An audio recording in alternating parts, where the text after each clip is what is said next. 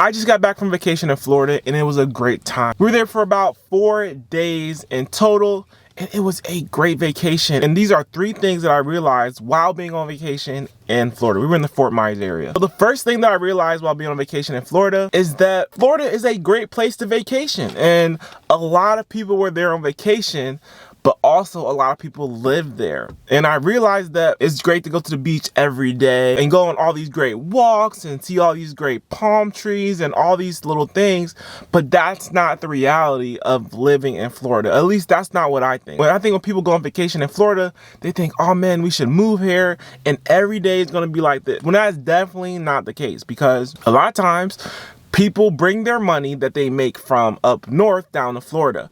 Now in Florida, you probably are not going to make as much money as you're going to make up north or somewhere else on the East Coast or the West Coast. This is why the reality of actually living there does not look like it does when you vacation. To be honest with you, visiting Florida was more like a vacation reel, but when you're really living there, you have these high insurance costs, high gas prices, high food prices. Everything literally costs more down there, especially compared to where we live in the Midwest. Everything costs a lot more down there and you also make less. So it's kind of a losing game. So you really have to find a good career that you're going to get into, or bring your money from up north, which I saw a lot of people down there that were from the north. And I'll talk about that in the next point. But bring your money from up there down there. And a lot of people there were snowbirds. A lot of people were older, which this is to the second point. Made me realize that it takes a long time to build wealth.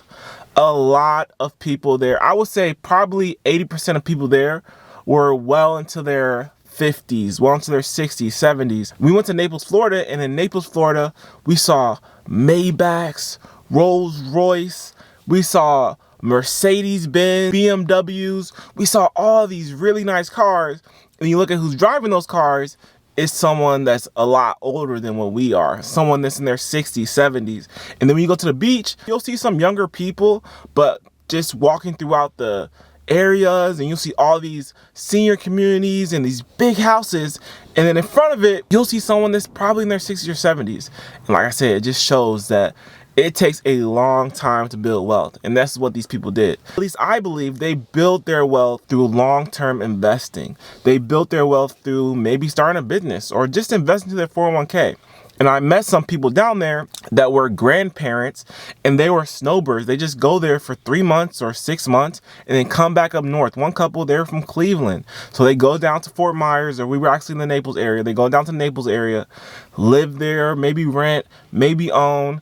Maybe they bring the grandkids down there for a little bit and they come back up north because it's super expensive in Florida when you're living there for 12 months. But also it gets really hot in the summer. So they come down there and then maybe they go back in May or April. They eventually go back up north and live their life up there. But I feel like a lot of people there were retired. In certain parts of Florida, definitely seem like it's more of a retirement community. And that is especially the case for the locations that we were at. But I'm telling you, just the age of everyone down there, they were so much older than us. And it just shows that with decades of investing, decades of being smart with your money, you can live a financially free life. And I don't know how financially free those people were. I don't know how much money they had investing. I don't know if they even invested, but they were there. They had their nice shirts on, their shorts on, relaxing, driving golf carts, riding in their nice cars. Also made me realize that I need to continue to invest, because to be honest with you guys, I want to end up down in Florida just like them.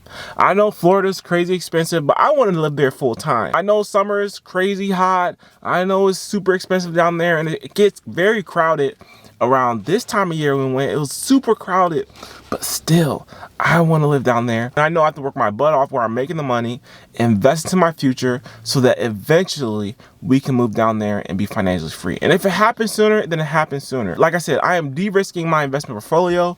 We are getting out of real estate. We're going to keep our house hack, but we're definitely going to get rid of this other house because it just doesn't provide value to us like I thought it would.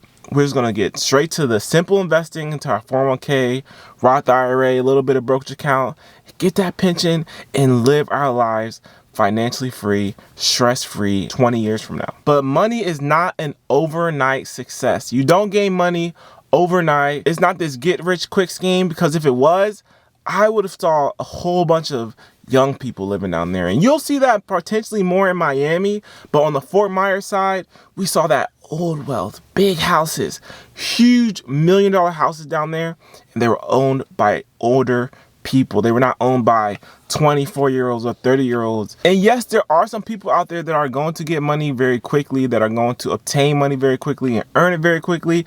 But in general, overall, the long-term earning of money is the way to go. The long-term investing is the way to go. And that's how you build wealth. And it's absolutely crazy how some people think, because in the world that we live in today, everybody wants to build wealth within 2 or 3 years or 5 years. How quick can I get $1 million? But I'm telling you that that is not always the way to go. That if you do get there, a lot of times it's because of luck. Yes, you focus, yes, you work, but someone could do the same exact thing you did, but they might not get the same results. But if you continue to invest, if you continue to stay steady with your investing, saving, then you can be like those people down there and potentially be there even sooner than they are. But just know that wealth isn't fast.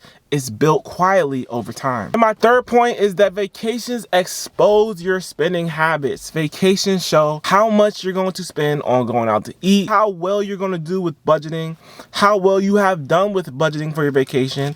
It's going to expose all those things. We spent about $250, maybe $300 on going out to eat. And that was just in 4 days, and that's for 2 people. So you have to really be prepared to spend money in certain areas, especially when you go on vacation. And that's why it's important to budget for your vacation. Have an idea of how much you're going to spend daily. Look at the prices before you go. I kind of already booked the Fort Myers trip. I didn't know that it was so expensive down there. Meals were almost $18 to $20+ for one person. So we're spending basically $40, then you gotta add a tip, $50 or $60 per meal down there. So it's absolutely insane. And I'm sure that's in a lot of places, but I don't feel like over here in the Midwest, it's that expensive. There's definitely locations that are expensive. There's definitely $15+ meals, but there's also a lot of $12 or $10 meals. So vacation made me realize that overspending is definitely something. And I'm surprised that we actually stayed on budget. I had a projected amount of money that I thought we would spend, and we actually spent just below that amount of money. So it's a win-win. But it's crazy because if you lived every day like that, even though we went out to eat a little bit, you would literally end up broke. Like, we would end up broke if we lived every day like we did on vacation. So it's nice to realize the difference between living on vacation and real life. Vacation is not real life. So when you see all these people spending time on vacation or doing all these different things, don't get caught up in the things that you see, because there was a big, heavy price tag behind it. And one that I hope they're paying for in cash, and that's definitely how you should pay for vacations. Never pay for your vacations with a credit card and not pay that credit card off. And I also realized that experiences are better than stuff. Honestly, I had a great time going to the beach. I had a great time going to the parks. Going to this little coffee place, spent about $7 on a coffee, which is expensive, but they also have this park, and we just enjoyed the park. You don't always have to spend money on going to different events or going to different concerts or going to all these different places and buying all these things.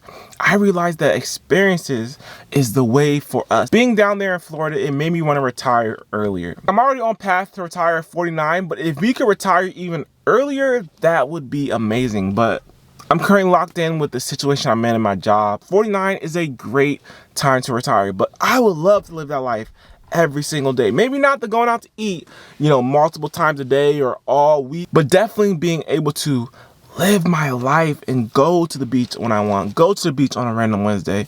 Go to the beach on a random Tuesday at 9 o'clock in the morning and just sit out there and lounge and watch my children run around, hang out with my wife, eat some food.